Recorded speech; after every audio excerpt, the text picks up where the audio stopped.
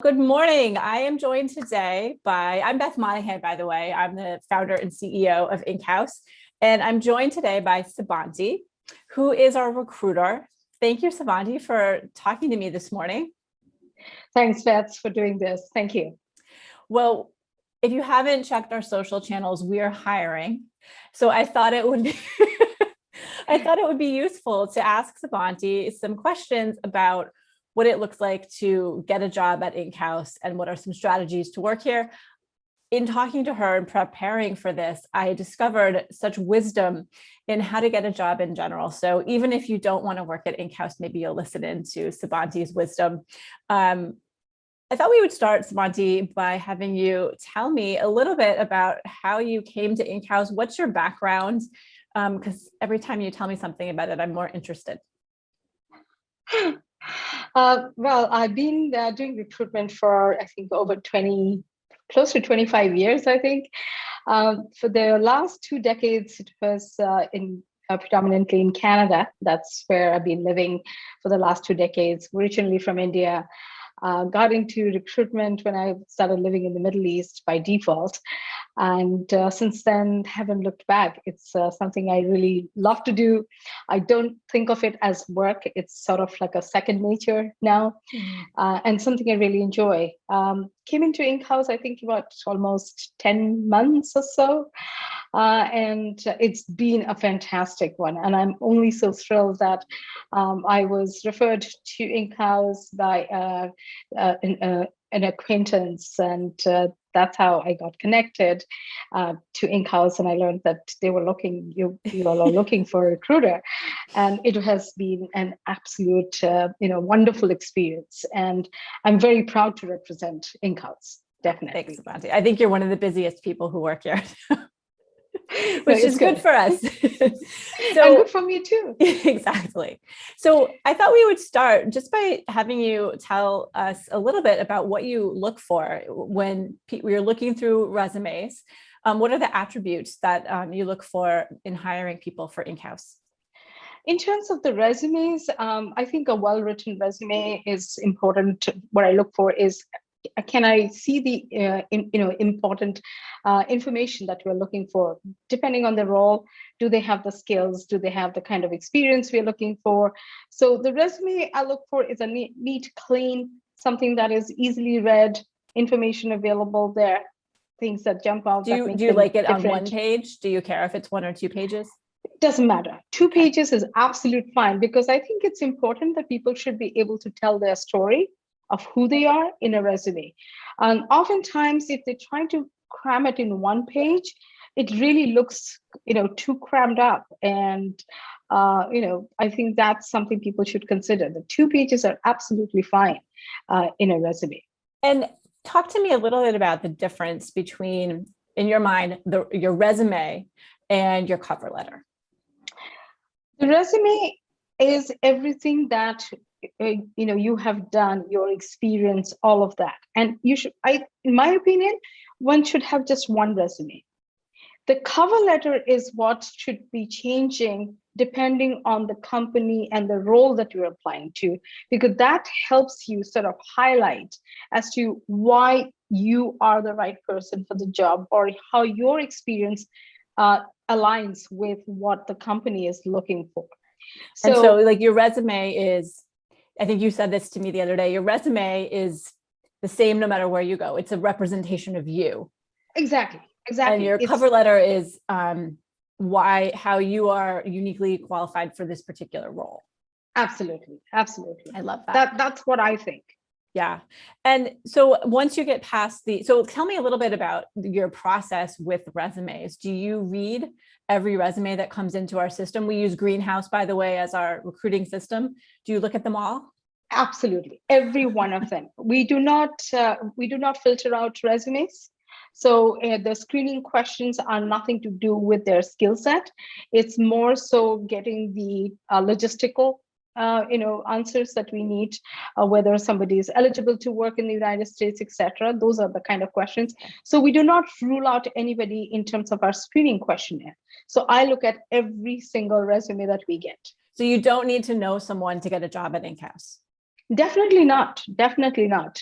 Everybody's resumes are read. If you have the qualification and the experience we are looking for, absolutely you will be contacted. So, okay, so let's talk about you get your resume in the door and now someone's talking to you on the phone. Yes. What skills are you looking for? I know a couple of years ago we removed, for example, the requirement to have agency experience from our job listing. So, what are you looking for in terms of skills or personality, and what's the most important?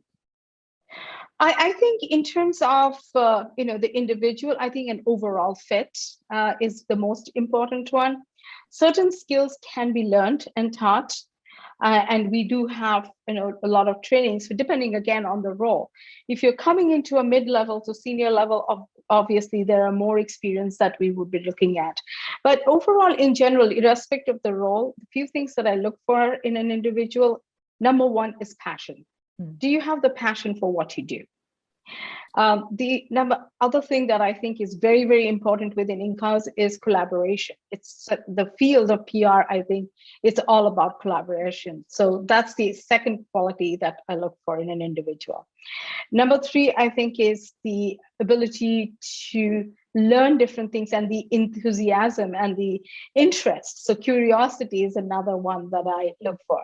How keen are you? Or, I mean, there is nothing wrong if somebody has a certain interest in a specific area, but maybe that's not the right place for them. It I could love be. that. And Samanti, you were saying to me the other day something about how you aren't necessarily looking for somebody who is a 100% fit. And, it had me thinking about a statistic that I read a long time ago, but it's about women, right? Women tend to only apply for a job when we have 100% of the qualifications. And so men often will apply when they have, 80% or 60%, I forget the stat. But my point is, like, are you looking for somebody who checks every single box? Uh, in terms of, no, I don't think that. So supposing if an ideal role is where we would look for, say, 5 years of experience, would I look at somebody with 3 years? Absolutely. Because I think it's important that there is depth in a resume and an individual. Do I think the ideal match for a person to a job is 70 to 80% that they match with the requisites, whether it be the skills, the core qualifications, the certain level of experience. And the rest have to be filled with attitude and aptitude. Mm. Do you have the right attitude for the place and the job? And do you have the aptitude for any of the gaps or anything that requires you to grow into that role? And is That's that I think it is the preferable to idea. you? Like, that's preferable because you were saying that when you have room to grow, it actually helps you feel more fulfilled, right?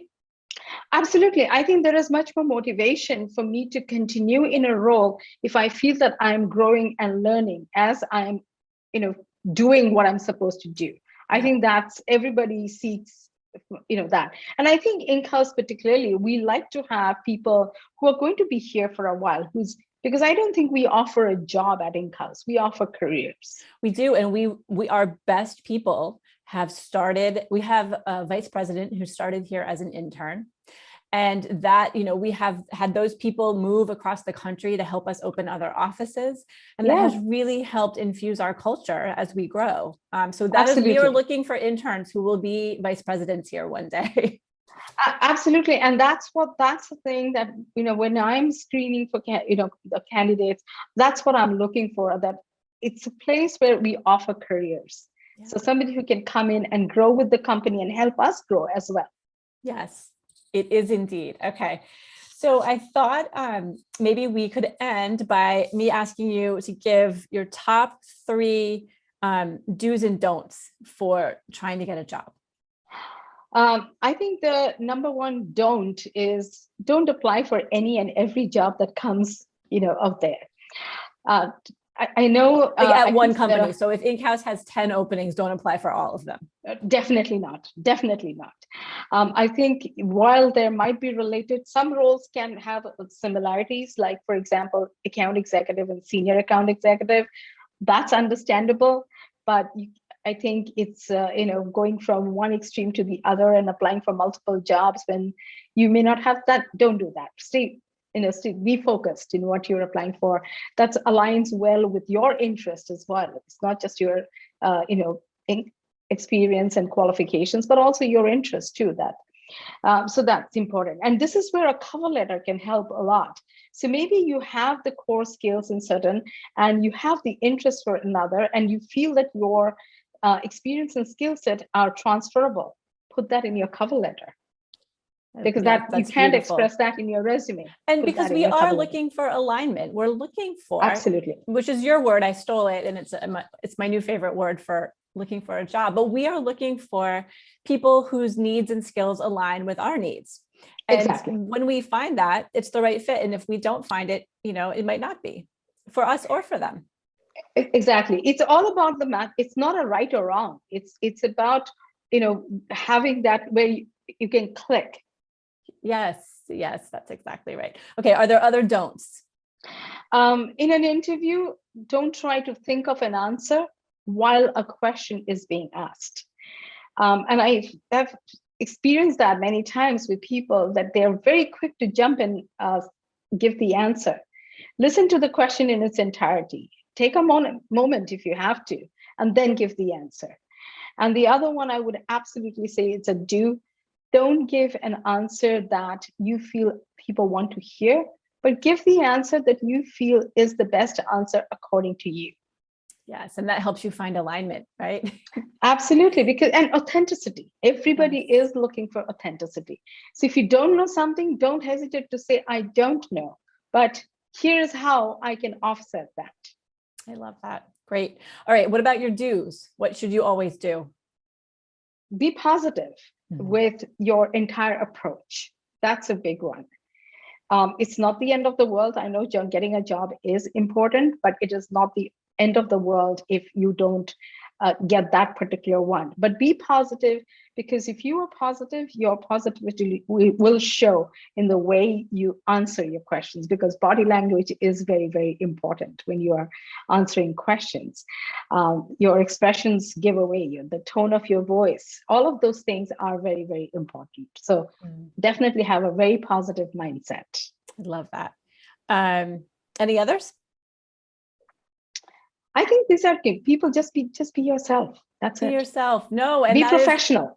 Be professional and be yourself. And truly, when you are, I say this a lot, when you are yourself, your people show up in life. And when you are yourself in your interviews, the right opportunities show up for you. And so absolutely, going after the one just because it's the one in front of you doesn't necessarily mean it's the right thing. So we want the people who are meant to be here. Another thing probably I'll add in today's day and age is we are doing a lot of interviews on video. So people who may not be very familiar with a certain, if somebody, for example, is using WebEx and not familiar with Zoom or vice versa, I think there is no harm in getting clarity, getting the confirmation, reconfirm, make sure you have the right link, because the last thing you want is to be delayed for an interview. That is true. So be on time. Be on time. Be on time and on technology. Absolutely. Always reconfirm with the recruiter who sent you the link, or whoever has sent you the interview confirmation. Definitely, I always have a line at the bottom that please confirm. Majority of the candidates do, but there are some who don't. Great. And so I think it's best, because that way it affirms to both sides, yeah, you have all the information you need. And don't hesitate to reconfirm things. Don't hesitate to ask for clarification if you don't feel that the message you've received is clear enough. I mean, that's what we do with reporters, so it's a good skill. Yes, so, I think these are things go a long way. They do. All right, Subhanti, thank you so much. I can't wait to put this up online. Thank you, Beth. I hope this helps people who are listening in. Thank you so much again.